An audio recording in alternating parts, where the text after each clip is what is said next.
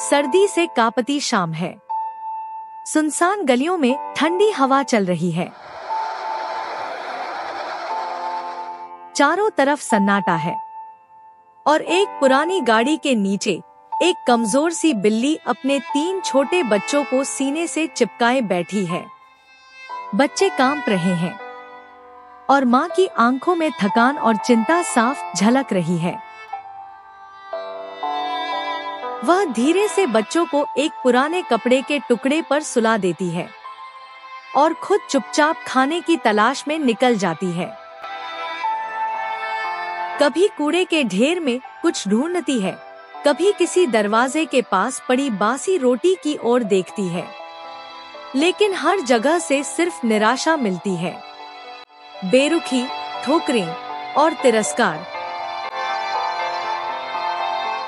फिर भी वह हार नहीं मानती, क्योंकि पीछे उसके बच्चे उसका इंतजार कर रहे हैं।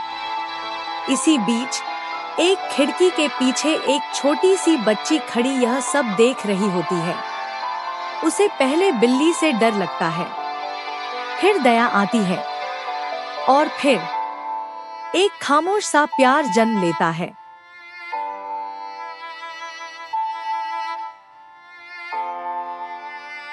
वह चुपचाप घर से दूध और रोटी लाकर बिल्ली के पास रख देती है। बिल्ली पहले पीछे हटती है, रुकती है, फिर धीरे धीरे खाने लगती है। ऐसा लगता है जैसे खामोशी में एक अनकहा रिश्ता बन गया हो। कुछ दिन बीत जाते हैं।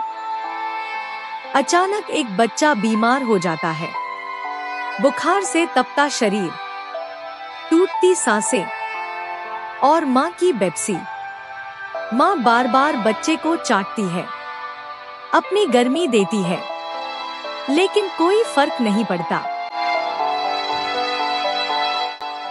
बाकी 2 बच्चे चुपचाप माँ को देख रहे होते हैं, जैसे वो भी समझ गए हों कि कुछ गलत है। तभी वही बच्ची फिर से आती है और बीमार बच्चे को धीरे से उठा लेती है। वो अपनी माँ से कहती है, ये बीमार है, मैं इसे ठीक कर दूंगी। वह बच्चा अपने घर ले जाती है, दवा देती है, देखभाल करती है और भरपूर प्यार भी। बिल्ली बस दूर खड़ी देखती है, कुछ कह नहीं सकती, कुछ रोक नहीं सकती, लेकिन उसकी आंखों में एक चुपचाप धन्यवाद दिखाई देता है। कुछ दिन बाद वो बच्चा वापस आता है। अब वो खुश है, स्वस्थ है, खेल रहा है। बिल्ली अब रोज उस दरवाजे पर आती है और बच्ची अपने हाथों से उसे खाना देती है। बच्ची के मम्मी पापा ने दरवाजे के पास एक छोटा सा घर बना दिया है, बारिश और ठंड से बचाने के लिए। अब ना भूख सताती है, ना सर्दी डराती है। बच्ची अपनी डायरी में लिखती है, मुझे नहीं पता था कि एक खामोश माँ इतना कुछ सिखा सकती है।